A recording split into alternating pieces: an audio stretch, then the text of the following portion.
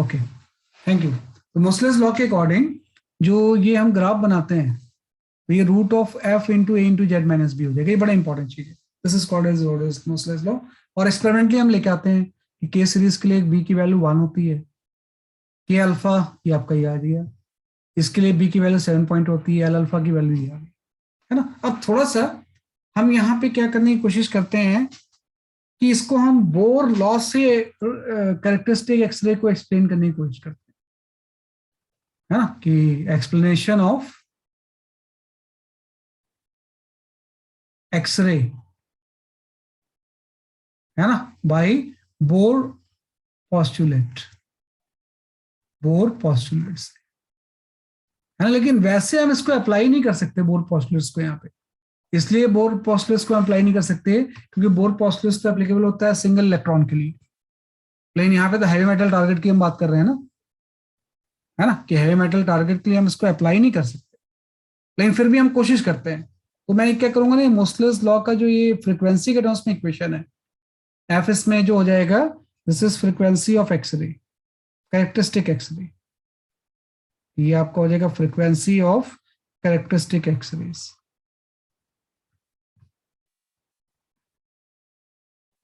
है ना। तो जो frequency of the characteristic X rays होगा, ये आपने ले लिया। और इक्वेशन ऑफ एक्सरेज हम बोर पॉस्टुलेट से अगर करें तो इस रिलेशन को थोड़ा सा हम चेंज करते हैं। हम लिखते हैं root F is equal to हो जाएगा इसके लिए आपका A into Z minus B, है ना। तो रूट एफ को हम पहले स्क्वायर कर लेते हैं, तो यहाँ पे के अल्फा के लिए यूज कर लेता हूँ इसे, कि फॉर के अल्फा किसी भी एक लाइन के लिए कर लेते हैं। तो यहाँ पे स्क्वायर कर लेंगे तो ये फ्रीक्वेंसी ऑफ के अल्फा आ जाएगा। ए की वैल्यू के अल्फा के लिए अभी आपने बोला 3/4 RC होती है, और ये आपका Z-1 हो गया स्क्वायर, स्क्वायर भी कर दिया हमने इसको, है ना। किसको स्क्वायर कर दिया तो यहाँ फ्रीक्वेंसी आ गया, ए का स्क्वायर से 3/4 RC आ गया, और बी की वैल्यू तो 1 होती ही है।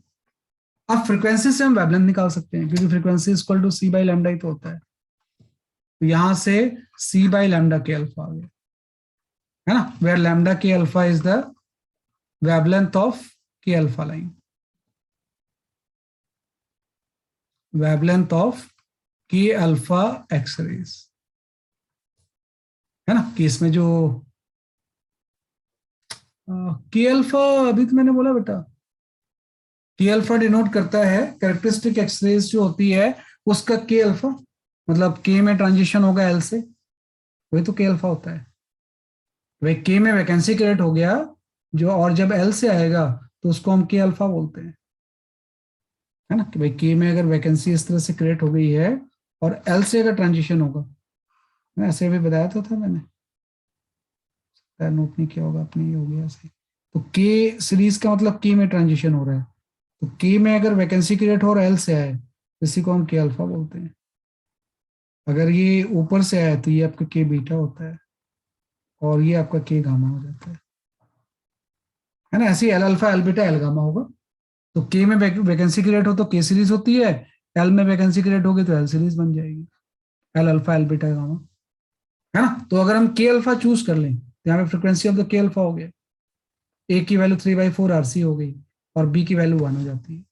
और यहां से हम लैम्डा के अल्फा निकाल लेते हैं कि जो ये के अल्फा लाइन है इसकी वेवलेंथ होगी कितनी, है कि what is the wavelength of the के अल्फा एक्सरेज।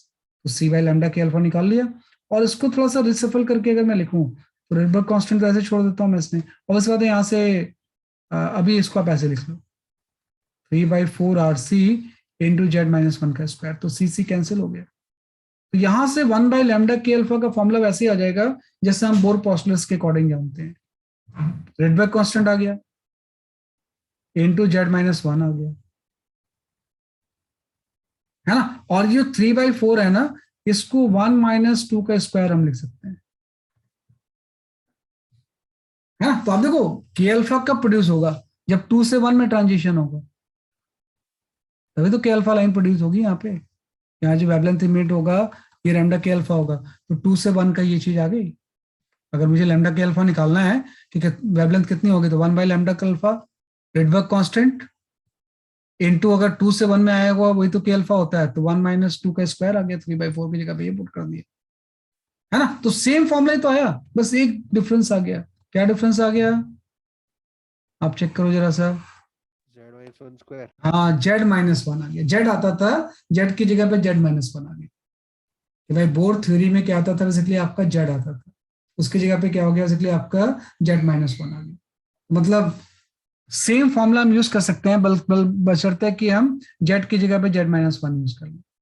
और इसी Z-1 को हम बोलते हैं Z इफेक्टिव, है ना, कि we call as A Z effective, है ना, कि जेड इफेक्टिव की वैल्यू यहाँ पे Z-1 हो जाएगी, है ना। तो इस फॉर्मूले को थोड़ा सा मैं इलॉबरेट करके अभी लिखता हूँ, ये तो मैंने सिर्फ के अल्फा के लिए बना दिया।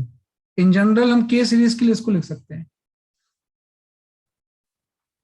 इन जनरल हम किसके लिए लिख सकते हैं, इसके आपके इसको के सीरीज के लिए, किसी भी सीरीज के लिए लिख सकते हैं, है ना। वो मतलब पता होना चाहिए कि किस चीज का मतलब क्या है, के अल्फा, के बीटा, के गामा का क्या मतलब है ना, उसके अकॉर्डिंग हम इसको लिखेंगे।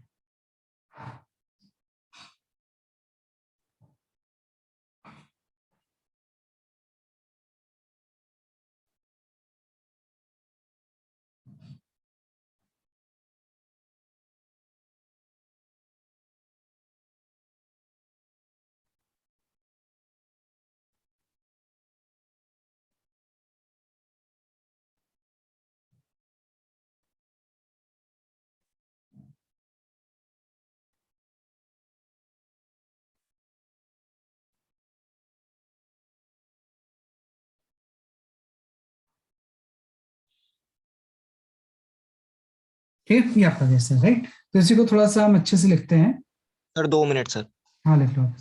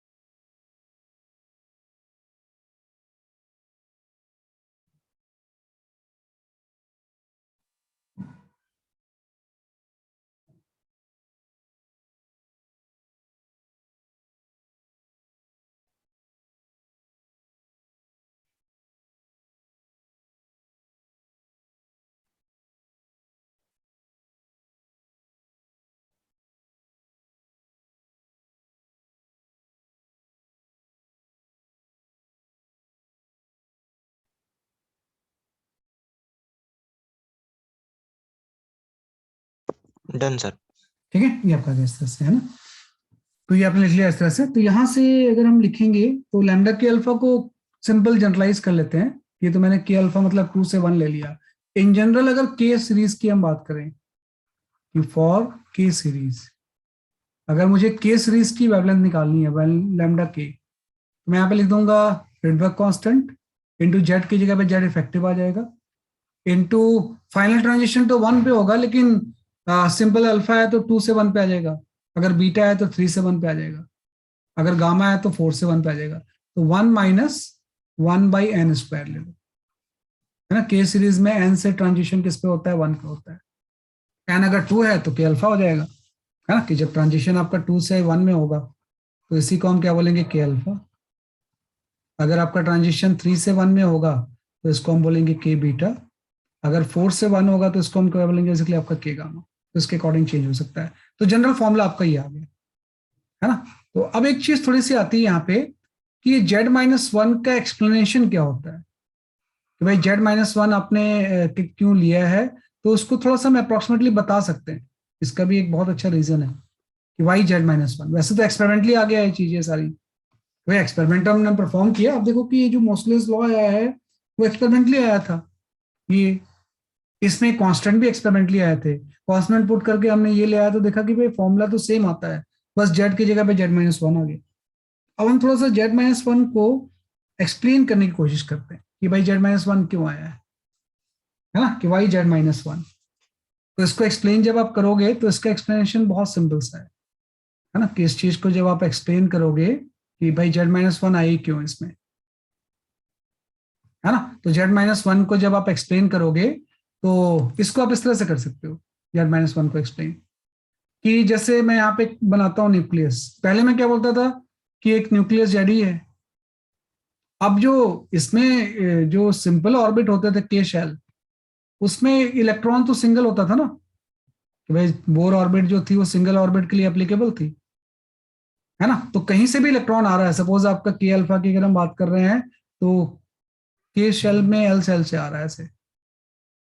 तो जब ये इलेक्ट्रॉन यहां से यहाँ ट्रांजिशन करेगा तो न्यूक्लियस का चार्ज जेड ही तो होता था, है ना, कि सिंगल इलेक्ट्रॉन स्पेसिस में बाकी तो कोई इलेक्ट्रॉन कहीं होते नहीं थे। तो जब ये ट्रांजिशन करता था के एल से के शेल में तो न्यूक्लियस में चार्ज जेड ही होता था, है ना। तो हम जेड ले लेते थे, जेड का स्क्वायर। लेकिन अब क्या होगा जब मैं हैवी मेटल की बात करूंगा, ये तो आपका था हाइड्रोजन लाइक एटम के लिए, हाइड्रोजन लाइक एटम के लिए था, है ना। जब मैं इसी चीज को अप्लाई करूंगा फॉर, है ना, कि इस चीज को अगर मैं अप्लाई कर दूं यहाँ पे, ये तो हाइड्रोजन लाइक एटम के लिए था। अगर मैं इसको अप्लाई कर दूं for heavy metal, heavy metal target, इस पूरे चीज को अगर मैं अप्लाई कर दूं किसी हैवी मेटल टारगेट के लिए, है ना। तो जब आप इसको हैवी मेटल टारगेट के लिए अप्लाई करोगे तो यहाँ पे आपका कोई न्यूक्लियस आ गया जेडी, और इसमें आपका के शेल आ गया। तो आपने बोला के शेल में वैकेंसी क्रिएट हो गई, लेकिन वैकेंसी तो एक ही इलेक्ट्रॉन क्रिएट हुई ना, दूसरा इलेक्ट्रॉन तो अभी भी यहाँ पे है ना। और एल शेल में बहुत सारे इलेक्ट्रॉन्स होंगे। तो जब ट्रांजिशन किसी इलेक्ट्रॉन का यहाँ पे होगा, एल सेल से किसी इलेक्ट्रॉन का ट्रांजिशन जब यहाँ पे होगा तो के अल्फा एक्सरेस प्रोड्यूस होंगी, है ना। इसी से तो के अल्फा एक्सरेस प्रोड्यूस होती है। तो जब ट्रांजिशन होगा तो थोड़ा ध्यान दो कि अगर मैं इसको सिस्टम ले लूं तो अब इफेक्टिव चार्ज में ये इलेक्ट्रॉन का चार्ज भी तो आ जाएगा। जब ये इलेक्ट्रॉन यहां से आएगा तो न्यूक्लियस का चार्ज जेडी थोड़ी सी होगा, ये इलेक्ट्रॉन का भी तो चार्ज होगा। तो हम बोलेंगे इफेक्टिव चार्ज कितना हो जाएगा, इफेक्टिव चार्ज जिसको कि ये इलेक्ट्रॉन इनकाउंटर कर रहा है वो जेड ई माइनस ई हो जाएगा। जेड ई माइनस ई मतलब z-1 इंटू ई। तो इसीलिए हम z-1 ले लेते हैं, इसी को हम बोलते हैं जेड इफेक्ट। तो ये अप्रोक्सीमेट एक्सप्लेनेशन होता है भाई z-1 लिया ही क्यों हमने, है ना। उसका रीजन है कि भाई इसमें तो क्या एक ही इलेक्ट्रॉन है, अगर ये यहाँ पे तो खाली है तो जेड ही आ गया। लेकिन यहाँ पे क्या है, एक इलेक्ट्रॉन मान लो आपने आयोनाइज कर भी दिया तो दूसरा इलेक्ट्रॉन तो होगा यहाँ पे। तो जब ट्रांजिशन होगा तो माइनस ई चार्ज प्लस जेड ई दोनों को इनकाउंटर करेगा ना ये, तो इफेक्टिव चार्ज की वैल्यू ये होगी, है ना। तो फॉर्मूला बहरहाल इसमें तीन ही है। एक तो मैंने लैम्डा के का ये बता दिया, दूसरा आपका मोसलेस लॉ, है ना, कि दूसरा आपने फॉर्मूला जो लिख दिया मोसलेस लॉ, है ना। और तीसरा जो फॉर्मूला था जो हमने कंटिन्यूअस एक्सरेज में पढ़ा था, कट ऑफ वेवलेंथ का, है ना, जिसको कि मेटल टारगेट से कोई मतलब नहीं है ना, कि जो तीसरा फॉर्मूला था that is the continuous X ray का, जिसको कि मेटल टारगेट से हमें कोई मतलब नहीं था।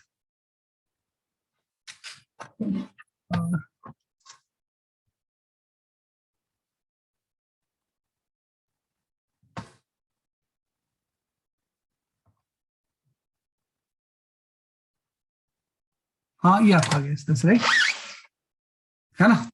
आपका ये आ गया, एक ये आ गया, एक कट ऑफ वेवलेंथ आपने लिखा था, मैं यहाँ पे लिख देता हूँ इसको क्योंकि पिछले पेज तो अब नहीं है ना हमारे पास। कट ऑफ वेवलेंथ की वैल्यू होती है S C by E into delta V, continuous X rays वाला। है ना, बाकी कुछ भी नहीं इसमें, है ना। बेटा इसमें कुछ नहीं कि इफेक्टिव जेड का क्या है इसमें, सिंपल सा हमने एक्सपेरिमेंट परफॉर्म किया तो जेड की जगह पे जेड-1 आ गया, तो आपने बोला बोर थ्योरी अप्लाई करेंगे तो जेड इफेक्टिव आप जेड-1 लिखोगे, उसी को मैं एक्सप्लेन कर रहा हूँ, भाई जेड- ले ही क्यों रहे हैं हम। मैंने बोला जब हाइड्रोजन लाइक एटम होता था तो एक इलेक्ट्रॉन अगर यहाँ एल शेल में है तो बाकी तो खाली होते थे ना, तो जब ये यहाँ पे नीचे आएगा तो न्यूक्लियस का चार्ज जेड ही होगा, तो हम बोलेंगे जेड ले लेंगे हम इसमें, 1/λ जब इसका निकालेंगे तो हम लिखते थे r×z², है ना, ×1 आपका जो भी n² होता था। तो इसमें आपने z-1 क्यों लिया, क्योंकि एक इलेक्ट्रॉन मान लो यहाँ से इन्फाइनाइट पे चला भी गया तो एक इलेक्ट्रॉन तो है ना, तो जब ये एल सेल से ट्रांजिशन करेगा तो एक न्यूक्लियस का चार्ज तो होगा ये, प्लस एक इलेक्ट्रॉन का भी तो चार्ज होगा यहाँ पे, जो सेकंड इलेक्ट्रॉन होगा यहाँ पे है मेटल में, तो यहाँ पे इफेक्टिव चार्ज जेड-ही हो जाएगा, तो z-1 हो जाएगा, तो इसलिए इस फॉर्मूले में हम z-1 ये जस्ट एक्सप्लेन किया है। इस फॉर्मूले में हम क्या लेते हैं, इसलिए आपका z-1।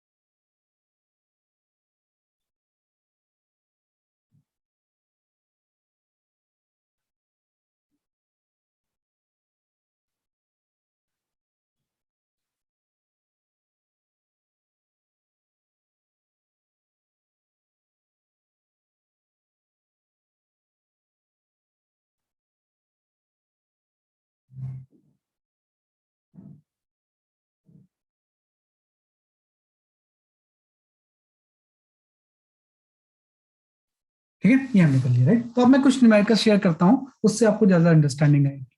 और एक्सरे इंपॉर्टेंट है ना, एक्सरे वैसे तो सभी चीज इंपॉर्टेंट होती है, एक्सरे से क्वेश्चंस बहुत पूछे जाते हैं, है ना, तो इसको आप थोड़ा देख लेना, तो आई शेयर फ्यू न्यूमेरिकल्स, उससे आपको आइडिया होगा।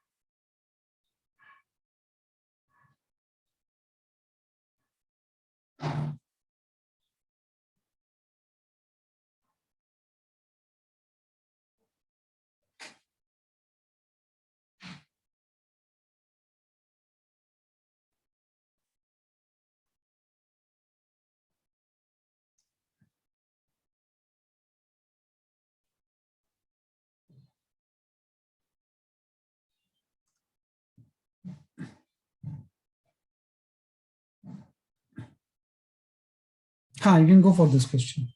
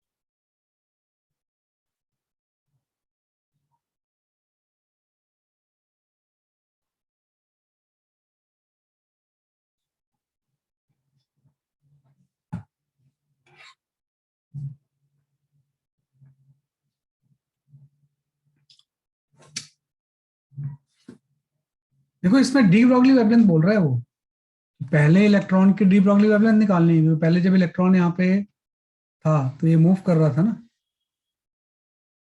तो इसकी डी ब्रॉगली वेवलेंथ निकालनी है आपको। बाद में जब कोलाइड करेगा तो लैम्डा सी हो जाएगा, जब इससे कोलाइड करेगा तो इससे एक्सरेज प्रोड्यूस होंगी, इसका कट ऑफ वेवलेंथ होगा।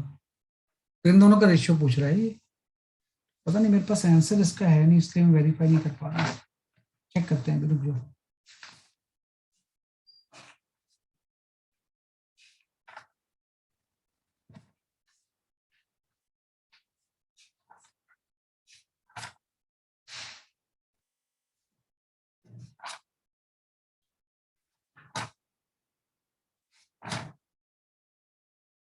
चेक करता हूँ इसे, मतलब मेरे पास आंसर इसका रिटर्न में नहीं है। मैंने आपको एक्सप्लेन किया, पहले तो इसका डी ब्रॉगली वेवलेंथ होगा और बाद में कट ऑफ वेवलेंथ होगा।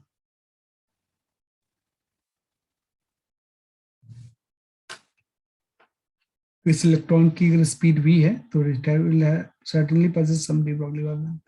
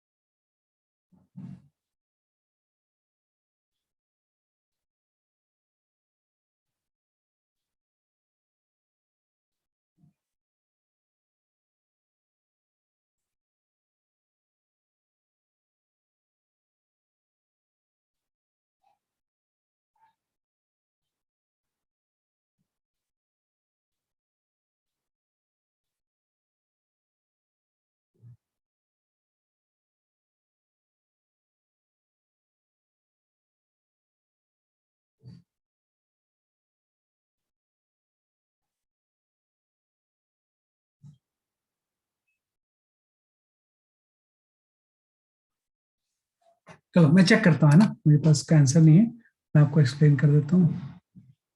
अच्छा, यथार्थ आपका आंसर ये आया है, निहाल आपका आंसर ये आया है, चेक कर लेते हैं। एक और भी आंसर आ गया है, तीनों आंसर अलग अलग है, कार्तिकेय का अलग है। देखो मैं पहले डी ब्रॉगली वेवलेंथ निकाल लेता हूँ इसकी। तो डी ब्रॉगली वेवलेंथ आपको यही पता होती है ना कि डी ब्रॉगली वेवलेंथ जो होती है वो h/mv होती है, लेकिन mv को हम चेंज कर सकते हैं ना, इसको हम लिख सकते हैं under root of 2m electron into delta V, ये लिख सकते हैं ना वैसा, mv रूट 2m के हो जाएगा, इसको ऐसे लिख लोगे आप इसका। और जो कट ऑफ वेवलेंथ होती है अभी आपने पढ़ा, ये SC बाई आपका ई डेल्टा ईवी होती है, डेल्टा वी होती है। बस दोनों का रेशियो आपको निकालना है, लैम्डा बाई लैम्डा सी क्या होगा, यहाँ से एस तो कैंसिल ही हो जाएगा, और ये वाला जो पूरा टर्म आ जाएगा ये आपका हो जाएगा 1/c अंडर रूट ऑफ, है ना आपका, यहाँ पे डेल्टा वी भी इनफैक्ट कैंसिल हो गया, तो under root of E by, है ना, ई बाई 2m हो जाएगा, ये तो हो जाएगा बस, और तो कुछ नहीं बच गया ना। सॉरी डेल्टा भी कैंसिल नहीं हुआ, डेल्टा भी तो बच जाएगा यहाँ पे, है ना, कि भाई यहाँ पे मैं लिख ही लेता हूँ पहले से, नहीं तो अननेसेसरी मिस्टेक होती रहेगी।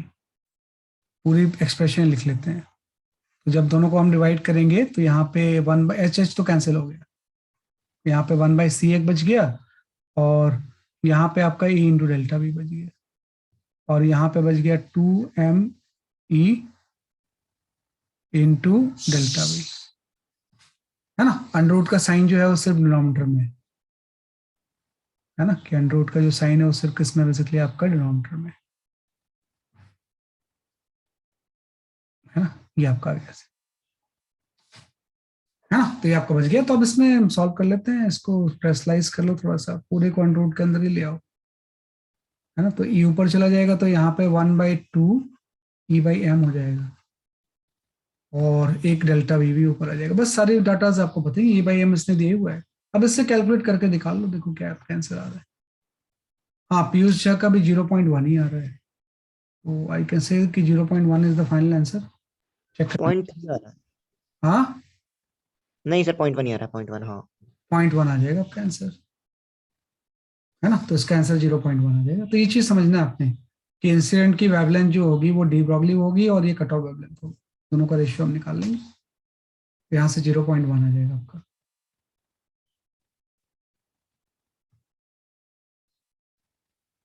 है ना। एच एस कैंसिल हो जाएगा और यहाँ पे 0.1 इसका आंसर आ जाएगा।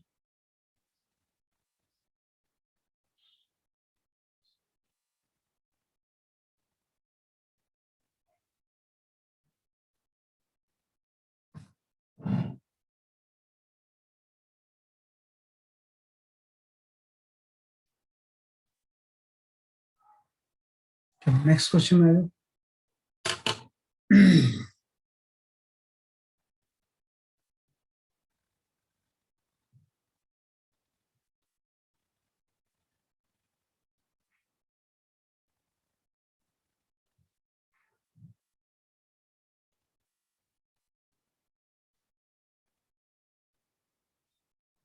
ये सिर्फ डायग्राम से हो जाएगा आपका, कुछ नहीं जरूरत पड़ेगी बाकी आपको, सिर्फ डायग्राम से सॉल्व कर लोगे आपको।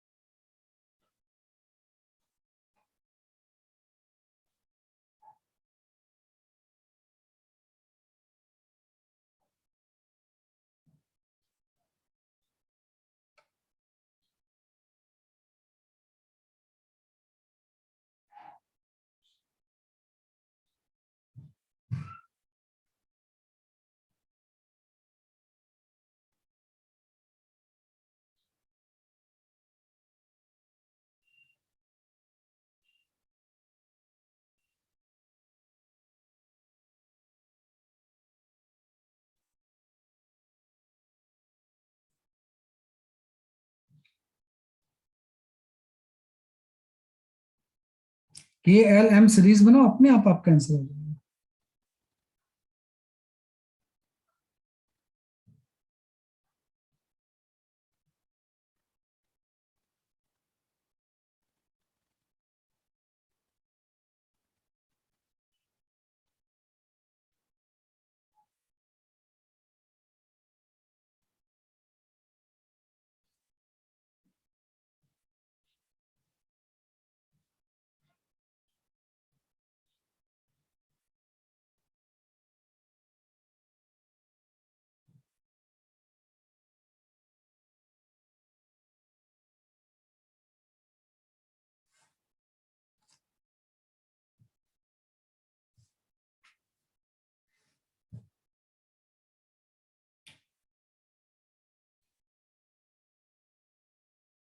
ये पिकोमीटर है, पीएम का मतलब पिकोमीटर हो जाएगा।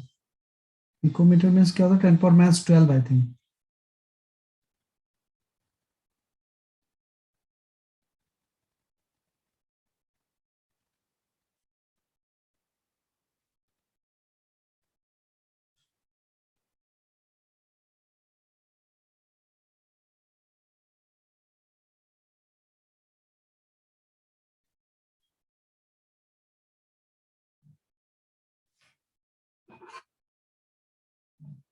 चलो देखता हूँ, मैं बताता हूँ ऐसे, है ना आपको मैं।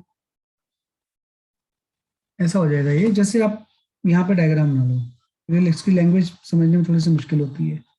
एल, है ना, एम, और उसके बाद इन्फाइनाइटी बना लेते हैं, है ना। तो ये आपका हो गया के शेल, एल शेल, है ना, एम शेल, इन्फाइनाइट हो गया। तो ये बोल रहा है कि भाई के अल्फा एक्सरेज का जो वेवलेंथ है, ये आपका लैम्डा के अल्फा है। लैम्डा के अल्फा की वैल्यू जो है ना, वो 21.3 पिकोमीटर है। 21.3 पिकोमीटर का मतलब हो जाएगा 10⁻12 मीटर, है ना। 10⁻12 मीटर मीन्स अगर आर्मस्ट्रांग में हम इसको चेंज कर दें तो ये 0.213 हो जाएगा आर्मस्ट्रांग। तो 100 से डिवाइड कर देंगे, है ना, 100 से डिवाइड कर देंगे तो आर्मस्ट्रांग में कन्वर्ट हो जाएगा। तो इतना इसका लैम्डा के अल्फा है। It takes 11.3 kilo electron volt to knock out electron from the L shell. L shell से अगर इलेक्ट्रॉन को निकालना है ना, तो उसको इतनी एनर्जी चाहिए यहाँ से बाहर निकालने के लिए। तो मतलब ये जो एनर्जी डिफरेंस है, ये आपको दिया हुआ है भाई। एल और इन्फाइनाइट के बीच का जो एनर्जी डिफरेंस है ना, वो 11.3 किलो इलेक्ट्रॉन वोल्ट, है ना। ये जो है, ये आपका कितना है बेसिकली, आपका 11.3 इलेक्ट्रॉन वोल्ट,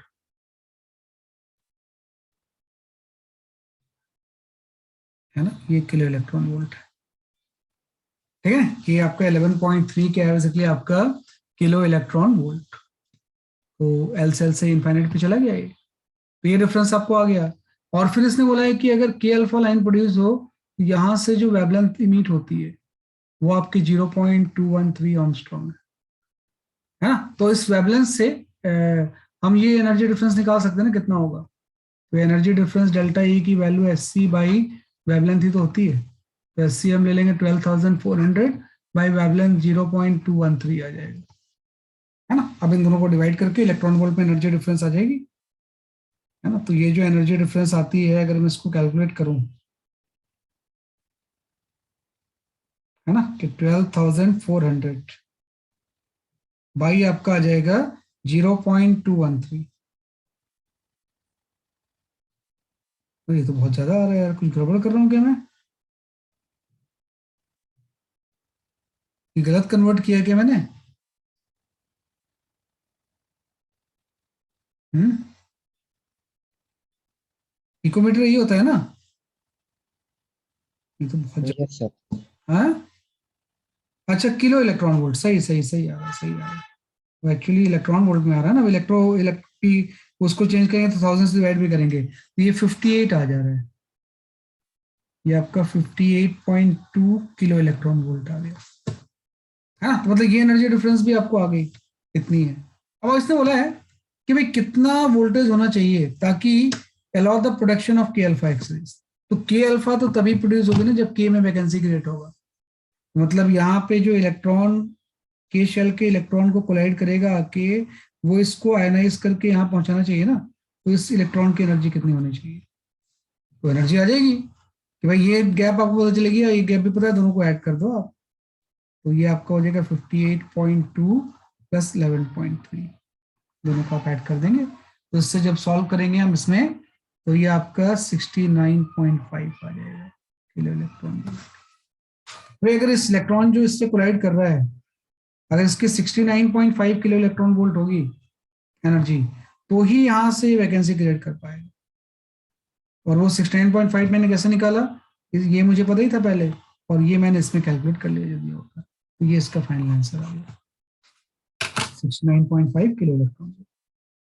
ये पूछा हुआ है क्योंकि के अल्फा तब प्रोड्यूस होगी जब के में वैकेंसी क्रिएट होगी, और के में वैकेंसी तब क्रिएट होगी जब के वाला इलेक्ट्रॉन आने, मतलब एक्साइट तो हो नहीं सकता, दूसरे में तो वैकेंसी है ही नहीं, तो सीधे वो इन्फाइनाइट में चला जाए। ये आपका आंसर आ जाएगा। तो बड़े मतलब ट्रिकी से क्वेश्चंस होते हैं इसमें।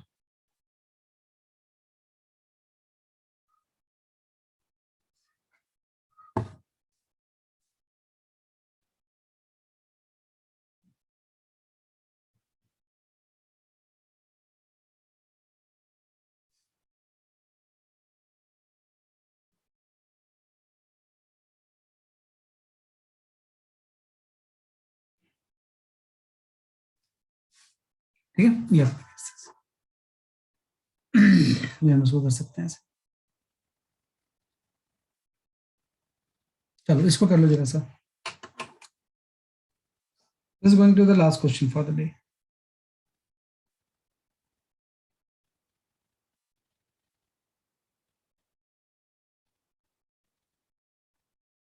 ई के का मतलब हो जाएगा, ये के शेल की एनर्जी है,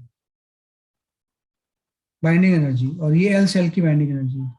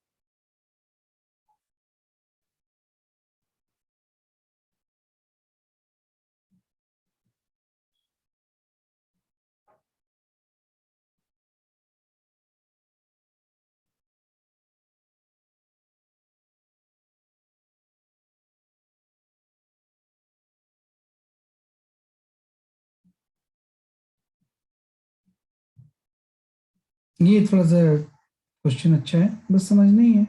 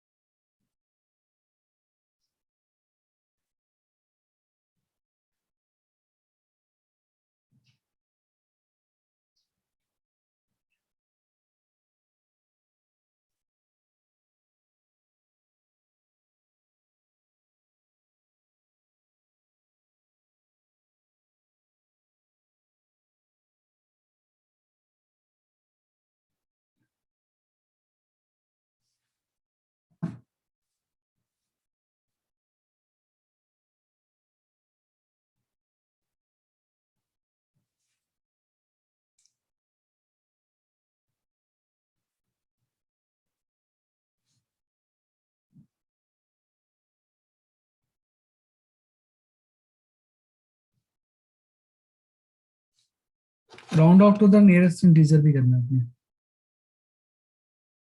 हाँ सही है Nihal Rawat, your answer is absolutely all right. सही है। बिल्कुल सही आंसर निकाला है ना। देखो समझ गया ना, वो डायग्राम बना के ही हो जाता है, फिर इसमें जरूरत ही नहीं पड़ती ज्यादा।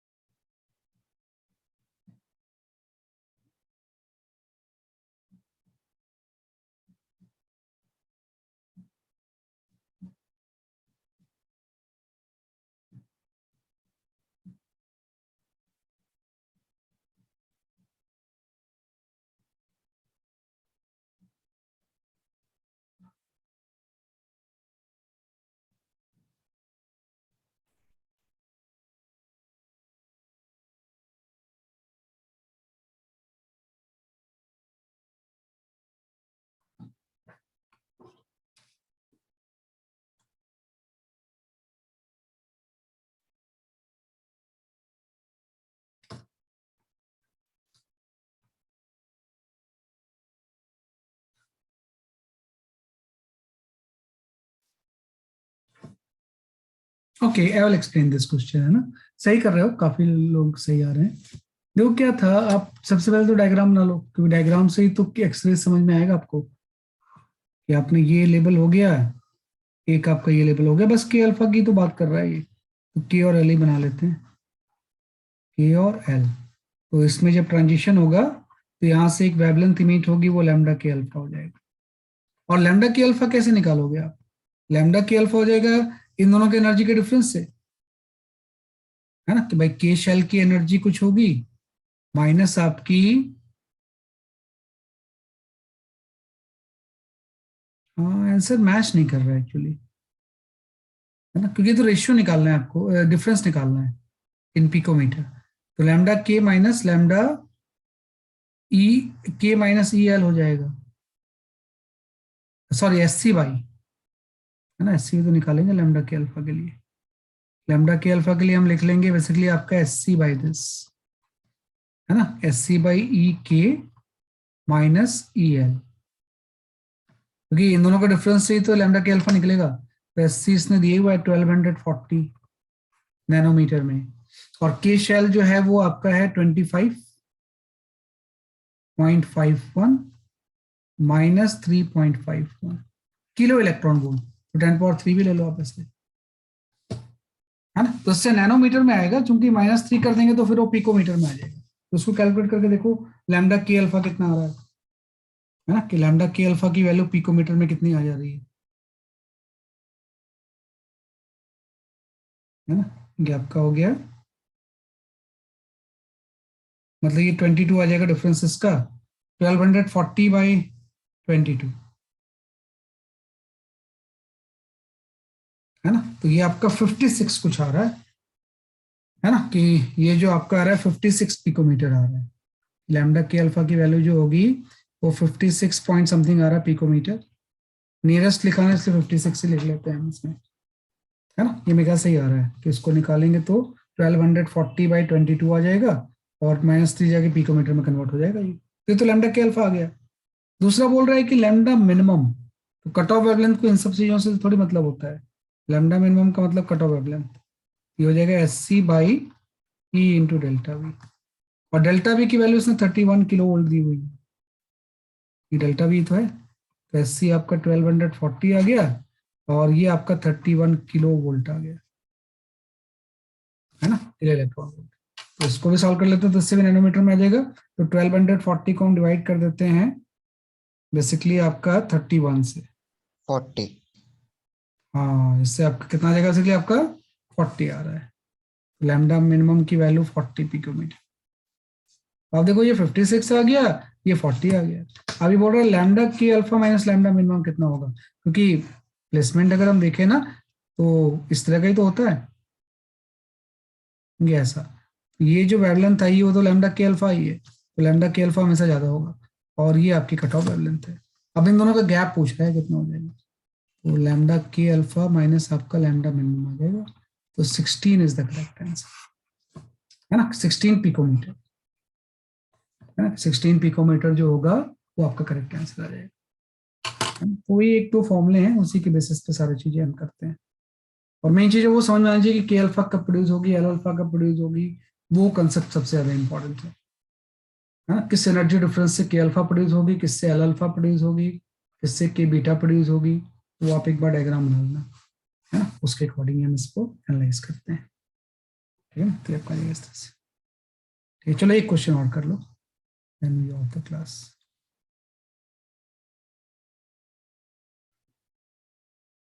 हाँ, you can go for this question.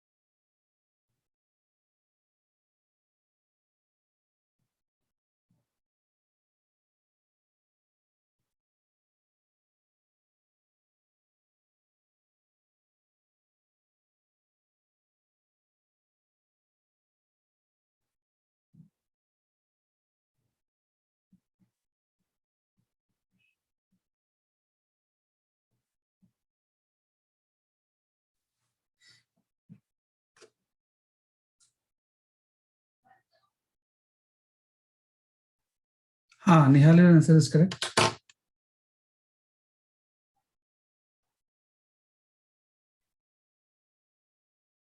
लक्ष्य Agarwal your answer is correct.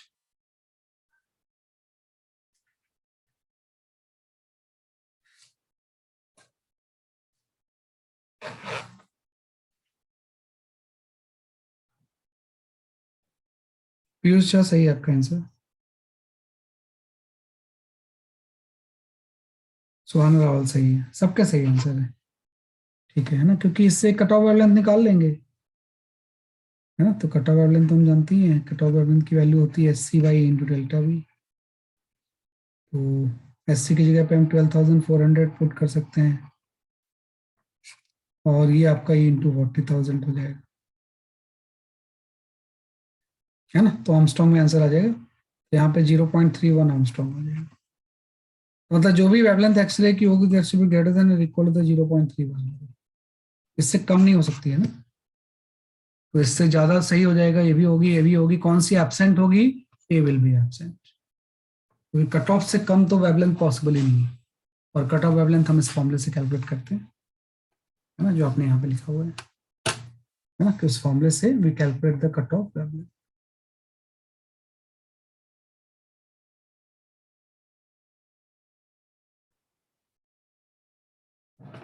ठीक है, ये आपका रहेगा।